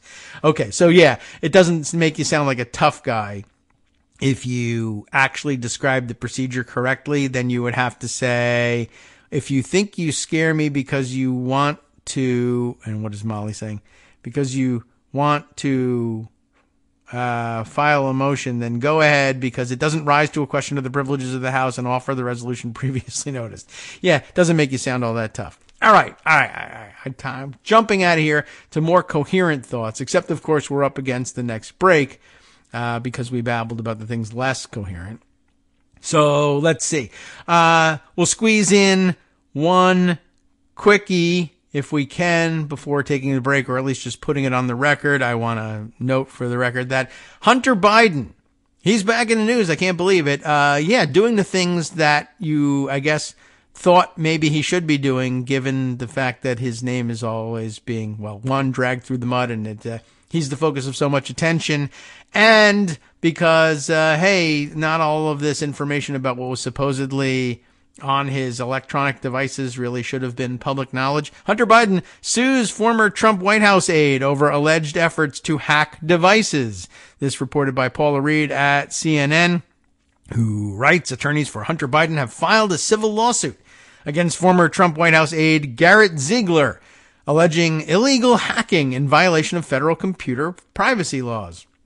Yeah, well, somebody has to be held accountable for that. Why not? The suit, filed in federal court in California, accuses Ziegler of accessing, tampering with, manipulation, altering, copying, and damaging computer data that they did not own and that they claim to have obtained from hacking into plaintiff's iPhone data and from scouring a copy of the hard drive of what they claim to be the plaintiff's, quote, laptop computer. Yeah, that's not even clear, actually. In all of this, Ziegler worked in the Trump White House from February of 2019 until January of 2021, when there was no Trump White House anymore, as a policy analyst and later in the Office of Trade and Manufacturing Policy. So what's he doing with Hunter Biden's laptop? Anyway, under the supervision of former Trump trade advisor Peter Navarro, and there's the answer, because he wasn't the trade advisor, he was a partisan campaign hack. Anyway, the lawsuit, part of a more aggressive strategy that Hunter Biden's team is taking against his detractors, and a welcome one at that. Hi everybody, it's me, David. Let's change things up from the old fundraising pitch for just a minute and talk instead about how you can be a part of our show. If you've got a smartphone or any other electronic recording device, why not sit down and record a segment for us? Read us an important article and give us your take. Or read one of your own original essays, or even just give us your commentary on something you'd like to share that's important to you. And send the file to me at kagrox@gmail.com, and I'll try and work it into the show. Short segments, a few minutes in length, are easiest to fit in. And of course, I can't always guarantee that I'll be able to play everything, but if you've ever shouted at your radio or TV about something you wish was being covered, here's your chance to change that. Make the show your own. Send your submissions to me at kagrox@gmail.com.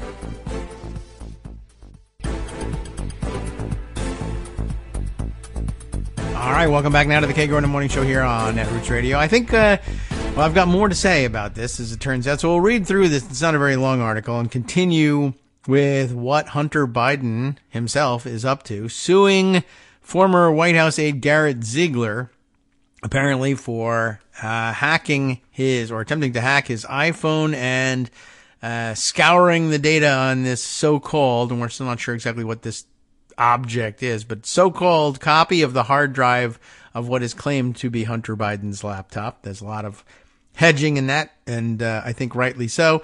Let's see. The lawsuit is part of a more aggressive strategy that Hunter Biden's team is taking against his detractors. As part of this strategy, Hunter Biden, you know who he is, they helpfully tell you he's President Joe Biden's son, has added attorney Abby Lowell to his defense team. Okay, that's a hire. Lowell has since fired off letters demanding investigators into Hunter Biden's opponents. Fired off letters demanding investigations. Okay, demanding investigations into Hunter Biden's opponents. Okay, filed a federal lawsuit in his defense and been involved in a child support dispute. What? Oh, okay. I see. Hunter Biden himself. All right. The suit alleges that since leaving his White House post, Ziegler has devoted most of his waking time and energy on the effort to access devices that purportedly belonged to Hunter Biden. Within the last 2 weeks, defendant Ziegler went so far as to declare on social media that efforts by plaintiff Hunter Biden to serve him with legal process in the future would, would be, is what should be in there, be met with violence. The lawsuit said. There's a little sick notation in there. I was wondering what does it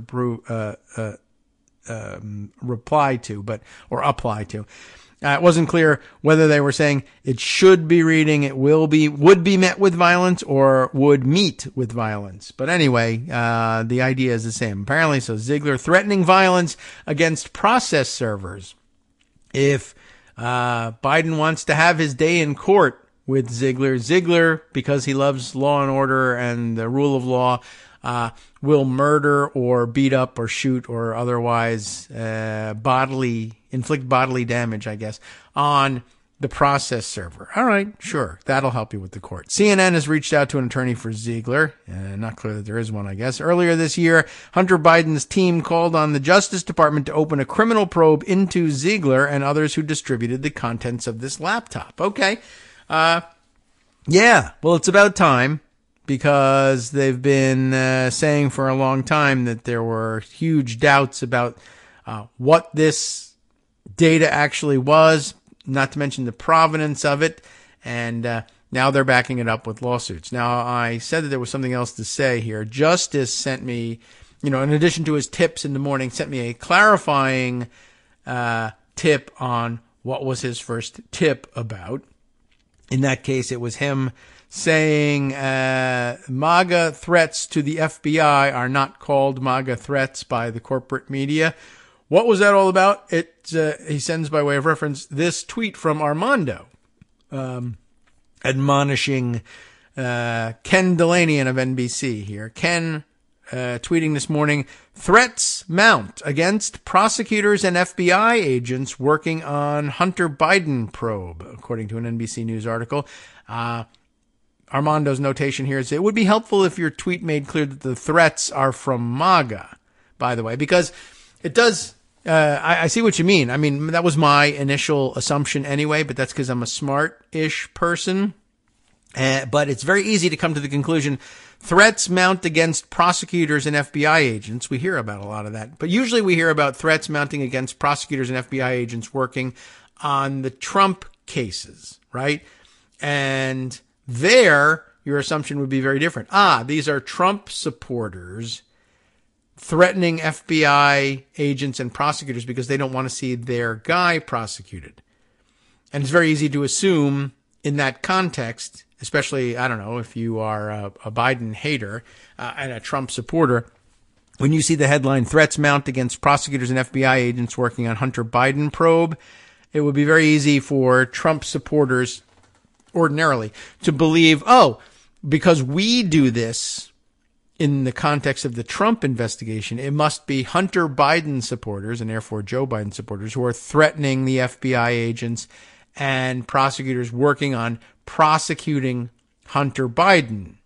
And that's their natural reaction in our view, because we're violent people in support of Trump.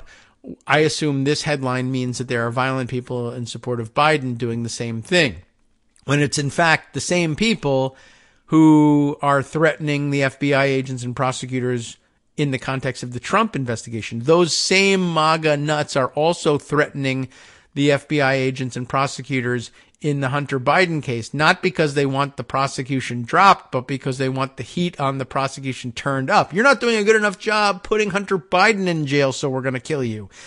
Yes, that would be an important clarifying point, I think, if that's what's going on here. Let's take a look at the article, just so we know what's going on here.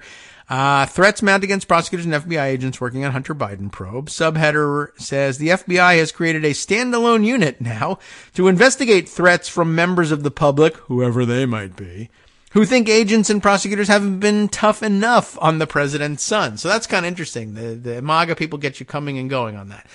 You're prosecuting Donald Trump? We will threaten your life because we want you to stop investigating Donald Trump. You're investigating Hunter Biden? You'd think that they would be saying, good, we support you. We'll be sending you gifts to make your life easier so that you can do more prosecuting of him. No, they are threatening the FBI agents and prosecutors there, saying, I don't understand why you haven't already effected an extrajudicial murder of Hunter Biden. What's wrong with you? Hurry up, get on with it. In fact, why don't we extrajudicially murder you for not extrajudicially murdering Donald Trump? Sure, throw that in there. Slip of the tongue. Hunter Biden is, of course, what I meant. That's interesting. And you need that clarification because I think for the average, I guess your swing voters out there, or what did they say, affected partisans, one of the buckets we were discussing earlier, might be out there saying, oh, well, a plague on both your houses because, when I saw a headline that said that Trump supporters were threatening FBI agents and prosecutors for prosecuting Trump. And now I see that there are threats against people prosecuting Hunter Biden, it would be easy for them to come to the conclusion that this was Biden supporters doing it. But no, it's the same idiots, and yeah, you kind of have to include that caveat. Okay, good. Then we're up to speed on that one, and I think that's a pretty major and valid complaint. Okay, other things to share with you for today. Maybe I'll save the Atlantic article either for tomorrow to read through, or maybe just something I read through offline, because we got the gist of what was going on. Let me add, which one's the most important? I don't know. It's hard to say. So we'll kind of go in reverse chronological order instead and read from Mark Elias over at the Democracy Docket. Seems like an important entry in the growing body of literature around this stuff. Mark Elias writes today, the growing threat of Republican election vigilantes. I think we're all aware of it, but this is putting it in slightly different context. Not brand new. People have been writing and worrying about this for a while, but now with the 2024 elections approaching, this less about what the election vigilantes were doing in an attempt to overturn the results of the 2020 election and what they're now preparing to do in advance of the 2024 election. And the natural inclination of smart people and informed people would be, I think, to say, well, now we've seen all the tricks and people are getting prosecuted for what they did in the wake of the 2020 election. Surely they wouldn't be foolish enough to try the same thing or something worse in 2024 now that they see people are being prosecuted. But I don't know that they've all absorbed that lesson. And there's some reason to believe that they will do as much and more in 2024, either in the belief that they will escape prosecution or be afforded a pardon if and when they're successful in using their election vigilantism to reinstall Trump in office, or, I don't know, they'll have an armed revolution and escape prosecution that way. I recently wrote, Mark Elias says, that the Republican strategy for the 2024 election is to make it harder to vote and easier to cheat. At the intersection of Republican voter suppression and election subversion is the latest threat to free and fair elections, election vigilantism and voter challenges. Tucked into Georgia's massive anti-voting law. Remember how we said they've reversed fortunes so amazingly in Georgia, replacing their two senators. I guess they sort of score a victory having Brad Raffensperger and Brian Kemp not agree to go along with Trump's election theft. But remember that Brian Kemp is suspected of his own kind, and he'll certainly be interested in hanging on to power in any way, shape, or form possible. And his record isn't so clean. And then, of course, there's the Georgia state legislature, which is still overwhelmingly Republican and may or may not be on board with Raffensperger and Kemp with respect to Trump, at least with respect to 2020. But if they could steal it in 24 and legalize it, maybe they will. Tucked into Georgia's massive anti-voting law was a provision to make it easier for partisan vigilantes to engage in mass voter challenges. As I wrote, when the law passed in 2021, the portion allowing mass voter challenges was the worst provision of a very bad law. Last year, nearly 100,000 Georgia voters had their registrations and thereby their right to vote challenged by election vigilantes.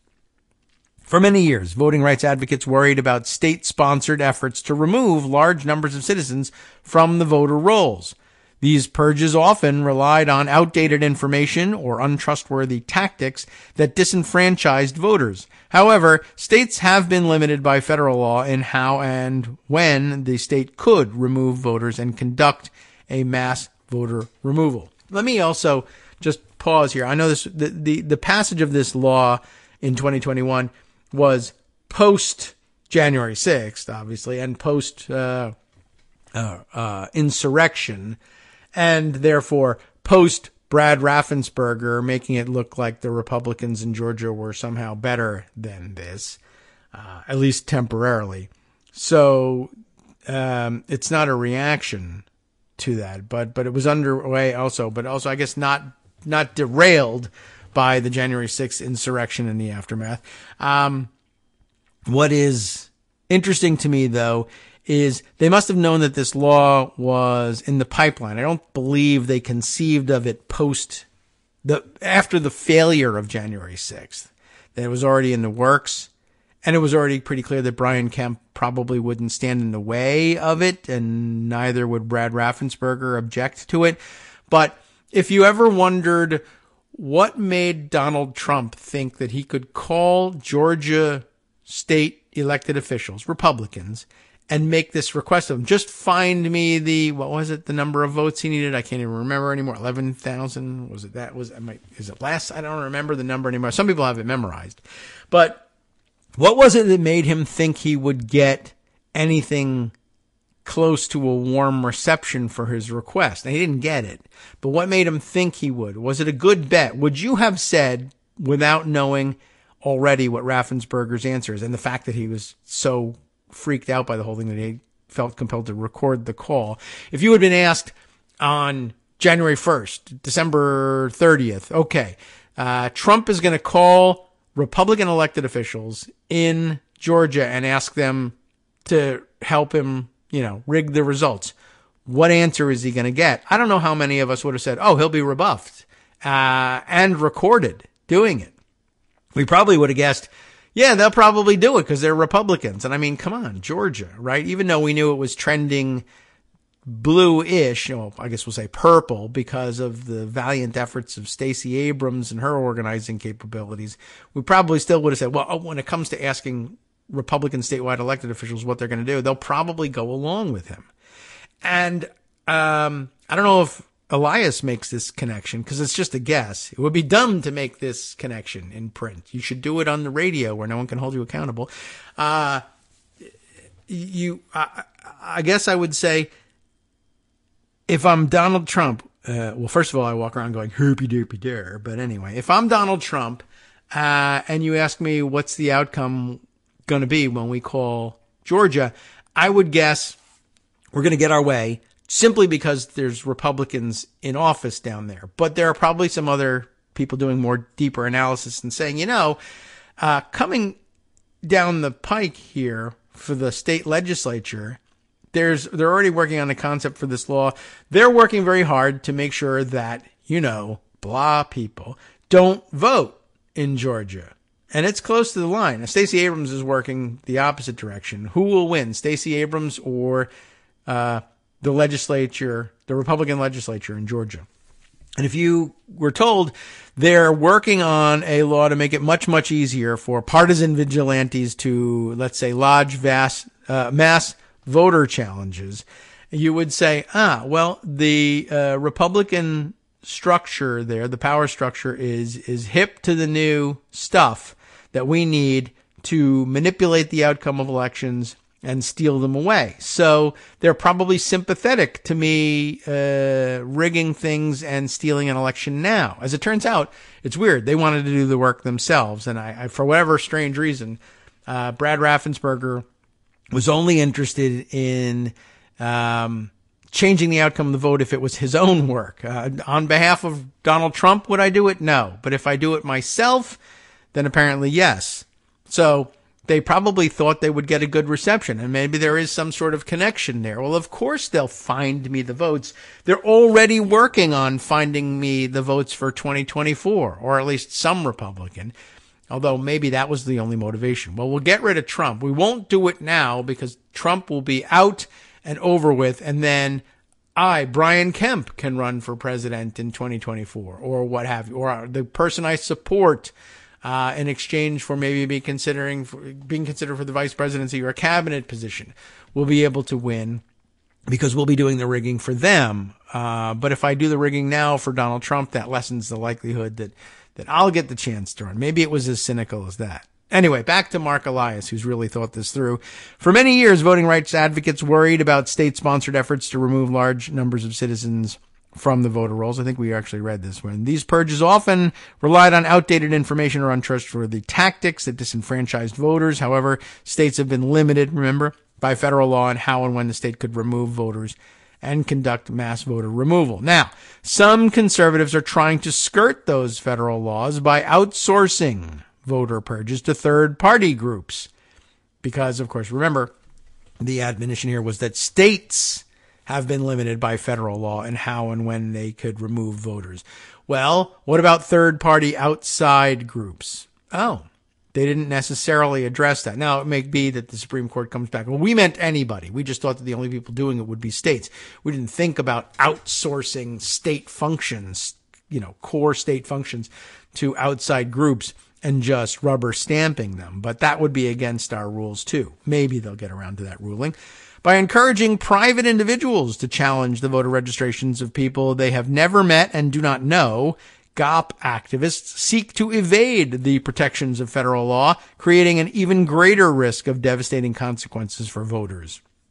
When Georgia enacted its new voter suppression law, I, Mark Elias, feared that it would spawn a new industry of election vigilantes that would use these new tactics to undermine the right to vote. I wrote at the time, by using faulty data and discredited tactics, the GOP can intimidate and inconvenience voters that it wants to exclude from the electorate. You might not necessarily win, you might just frighten or discourage people. In the end, they may win, but not until after the election, possibly. Anyway, it is not hard to see that in the future, the party of Trump will create lists of black, brown, and young voters and then find local operatives to submit them as mass challenges to voter eligibility. Recent events have reignited my concern. Conservative activists are using new emerging technologies to develop powerful tools for voter suppression and election subversion. Guess what? It's AI. Probably. Left unchecked, we risk a new level of election vigilantism taking hold. Election officials will be deluged by voter challenges as voters navigate a maze of disinformation about how to ensure that they can vote and have their vote counted.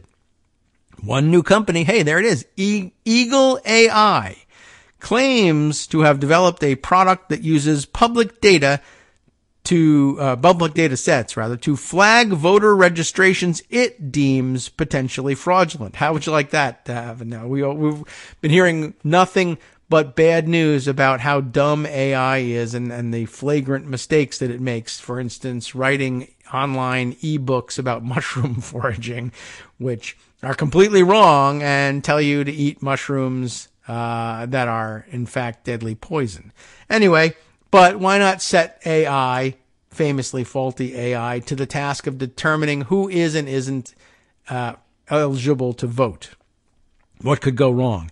As expected, one of the Republican attorneys leading the anti-voting movement, Cleta effing Mitchell, has enthusiastically endorsed this idea of using AI, while wealthy conservatives have reportedly provided at least some of its funding because they probably own shares in the AI company that's doing it. Anyway, in the hands of right-wing election vigilantes, products like Eagle AI could make the process of submitting mass voter challenges easier and defeating them more cumbersome and time-consuming.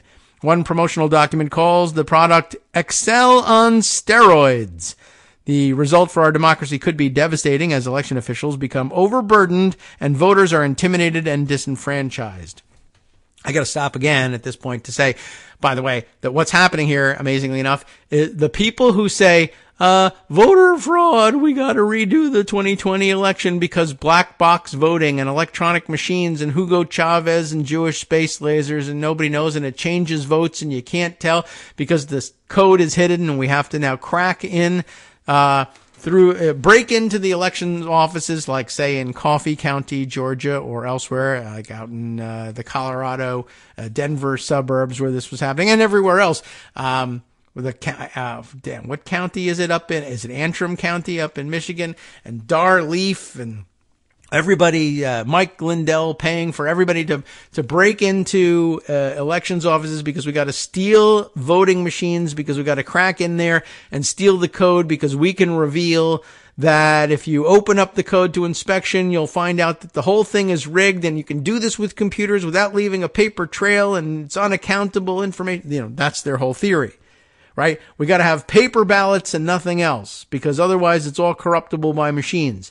P.S. I also support deciding who can and can't be registered to vote using artificial intelligence, because that's not manipulable at all. And also you can't look at it because it's proprietary, et cetera, et cetera. So the great irony is eventually Eagle AI will do its dirty work and be sued and resist giving up its coding in discovery because it will claim that it's proprietary information. And they'll think that's turnabout being fair play for the voting machine manufacturers' outcomes in their suits. But, they won't stop to think about the irony or the hypocrisy of just building their own black boxes and saying, well, we think it's okay for us to manipulate it and use code that will just outright change the outcomes, because they're totally doing it over on the other side, because every Republican accusation is a confession.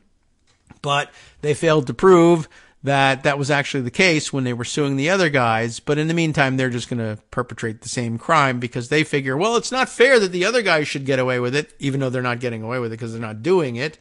But the point is, I imagine they're doing it and nobody has gone to jail. Therefore, it's legal for me to do it. That's how they operate.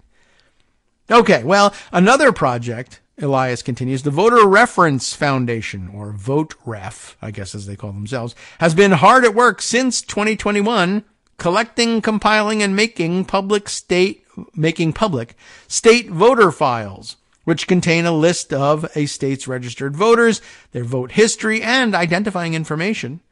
Since state voter files often include full names, addresses, dates of birth, and other personal information, they can easily be misused to, even if you're not actually challenging their voter registration, you can use the information to harass and intimidate voters, as well as file mass challenges of their registrations. VoteRef, which is also endorsed by conservative operatives, gee, I wonder why, has been particularly aggressive in accessing and posting state voter databases. Last year, it took down information from Pennsylvania after the state complained that its publication on the VoteRef site violated the law. In New Mexico, VoteRef sued the state after officials refused to provide the full voter file to the group. The group, which is reportedly funded by conservative billionaires, are there any of those around these days, has been aggressively litigating the case against New Mexico, where trial was held earlier this week. The rise of election vigilantism is not new. Last year, armed vigilantes with video cameras staked out drop boxes in Arizona. There were voter challenges in Georgia and elsewhere. Last month, the New York State Board of Elections issued a warning that individuals were impersonating county boards of election staff in an effort to intimidate voters based on inaccurate and misleading information. What will be different next year is the presidential election and the resources it will bring. Conservative donors and activists are building the tools, organizations, and plans to disrupt the right to vote with the same fervor that Trump and his allies tried to stop the peaceful transfer of power on January 6th. If those who believe in free and fair elections want to stop them, they must act now. States need to act urgently to enact clear laws that forbid private voter challenges. There is no reason for any citizen to have their right to vote challenged or taken away based on a spreadsheet submitted by someone they don't know and have never met. States should similarly prohibit in-person challenges at the polls and ensure partisan observers do not disrupt the voting process. I guess you might ask, why would a third-party, private organization or individual have standing to challenge the registration recognized by the state of any other individual? There's no real reason for it, but somehow they find standing. Anyway, states must also review the open record laws that govern who can obtain state voter file records and what uses can be made of the information. There are good and legitimate reasons for political parties to be granted access to these records in order to contact, educate, and persuade voters, but there is no reason why private entities such as VoteRef and Eagle AI should be granted the same access. Not that they just won't be handed the information by unscrupulous people working at the political parties. Anyway, but at least then you can prosecute them for that. Finally, state and federal prosecutors need to investigate and prosecute schemes to disenfranchise voters.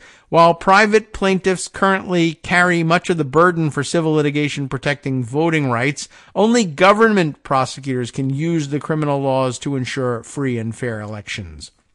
The 2024 election is a little more than a year away. Protecting voting rights is always important. Right now, it is urgent.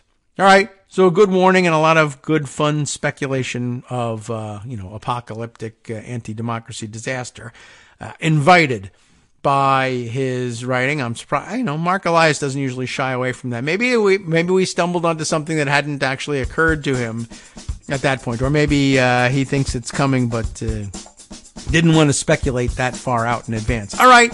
That has brought us to the end of today's show. Time now to hand things over to Justice Putnam for the West Coast Cookbook and Speakeasy. No doubt he will be speculating on some of these subjects, as well as the other things that I didn't get a chance to raise today. And always, I can't believe we're running out of time to do these things. But let's see what he's got for you, in case there was something you thought I should be covering and I wasn't. Maybe it's here.